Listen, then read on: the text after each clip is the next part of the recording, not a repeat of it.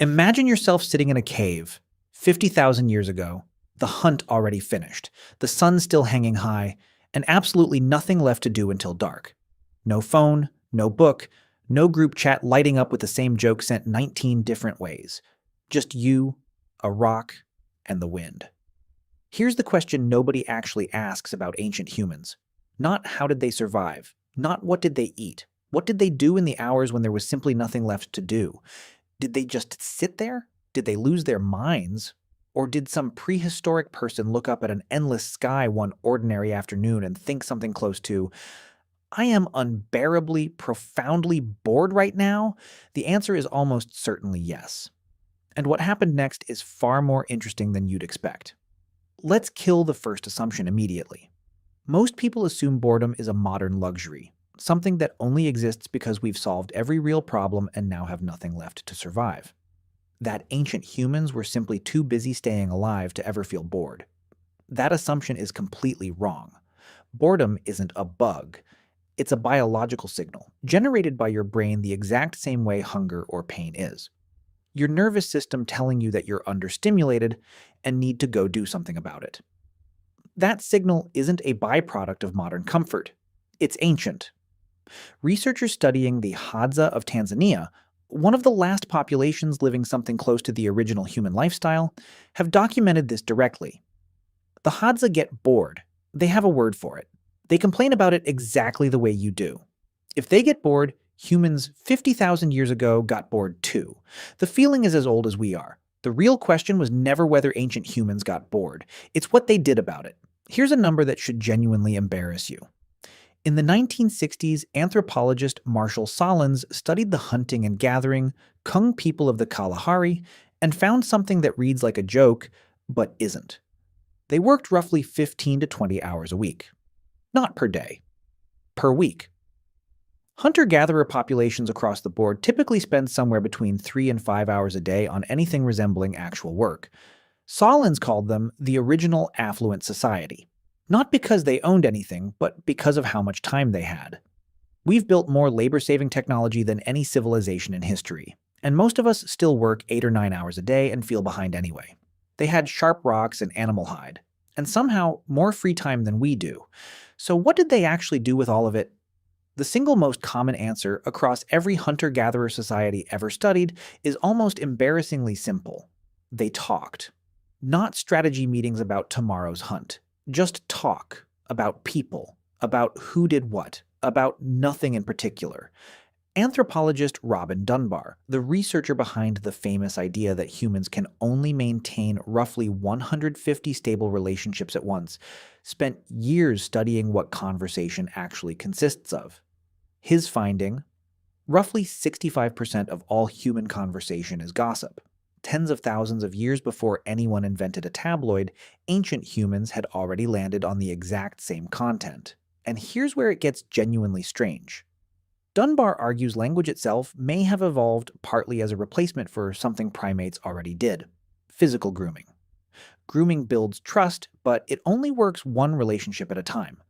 Language let early humans maintain bonds with an entire group simultaneously, which means boredom didn't just produce idle chatter, it may have produced the very thing that made large-scale human cooperation possible in the first place. But at night, around the fire, this evolved into something else entirely: story. Researchers studying groups like the Kalahari San documented storytelling sessions running for hours. Tales about hunts, ancestors, the stars, why the world works the way it does. And here's the detail almost everyone misses. These weren't just entertainment. Groups with better storytellers, people who could hold attention and build real suspense, showed measurably higher cooperation and better coordinated hunts. A good storyteller wasn't just popular, they were survival-level valuable. We turned that same impulse into Netflix. They used it to not die. And here's a detail that should genuinely surprise you. Boredom didn't just produce conversation, it produced art, millennia before anyone would think to call it that. In 2010, archaeologists studying a collection of shells at Blombos Cave in South Africa found beads roughly 75,000 years old, drilled through, coated in red ochre. Not tools, not food, jewelry. Drilling through a single shell with a stone tool, no metal, no electricity, would have taken hours, maybe an entire day. Someone did that anyway, because the only alternative was staring at a cave wall. Necessity didn't invent art. Boredom did. The same pattern shows up in music. In a cave in southern Germany, researchers found a flute carved from a vulture's bone, roughly 40,000 years old, with 5 carefully placed finger holes. Someone with no agriculture, no cities, no civilization as we'd recognize it, sat down with a free afternoon and a bird bone and invented an instrument. Some researchers who study the origins of music argue musical ability may actually predate language itself, because rhythm is pattern recognition, and pattern recognition is exactly what kept early humans alive.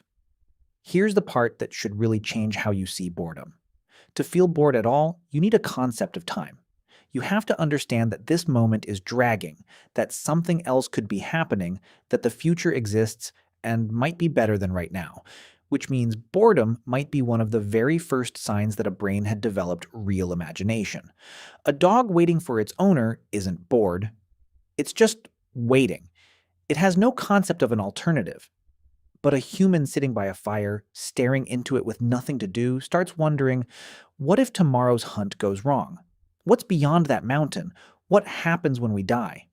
Every question religion has ever asked, every question philosophy has ever asked, every question science is still chasing.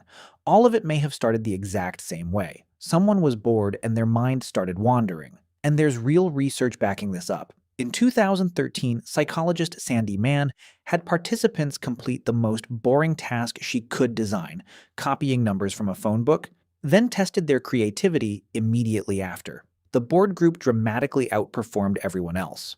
Boredom forces the brain to generate its own stimulation. And left with nothing else to do, the brain turns out to be extraordinary.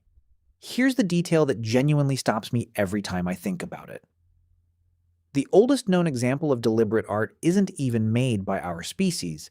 It's a zigzag pattern deliberately scratched into a freshwater shell in Java, somewhere between 430,000 and 540,000 years old, made by Homo erectus, an earlier, smaller-brained relative who wasn't supposed to be capable of this. It didn't help him hunt. It didn't keep him warm.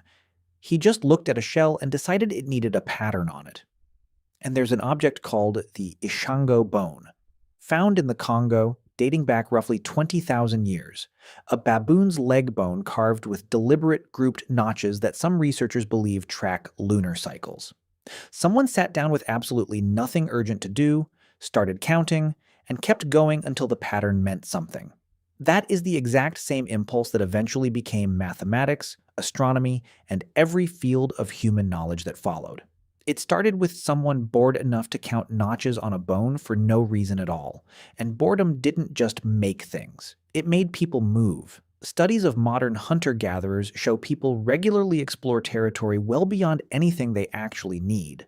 Walking somewhere new simply to see it. Climbing a hill with zero strategic value purely because the view looked interesting. Occasionally, that pointless wandering found something real.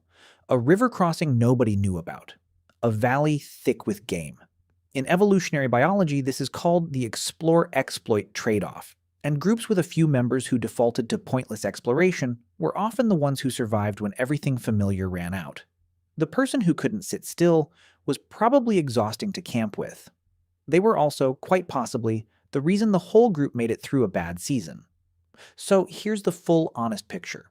A bored person in 50,000 BC would talk, gossip, tell stories, play a game nobody remembers the rules to anymore, make something beautiful with zero practical use, count notches on a bone until a pattern appeared, wander somewhere new just to see it, and sit quietly with someone they trusted while the afternoon passed. None of that sounds like suffering. It sounds, honestly, like a pretty good day. We've added an almost incomprehensible amount of stimulation since then. And somehow, the moment we finally sit still, our brains still reach for exactly the same things. Connection. Story. Something made with our own hands. Somewhere new to look at. The technology changed. The need never did. Comment below. If you were bored in a cave 50,000 years ago with absolutely nothing to do, what's the first thing you think you'd have made?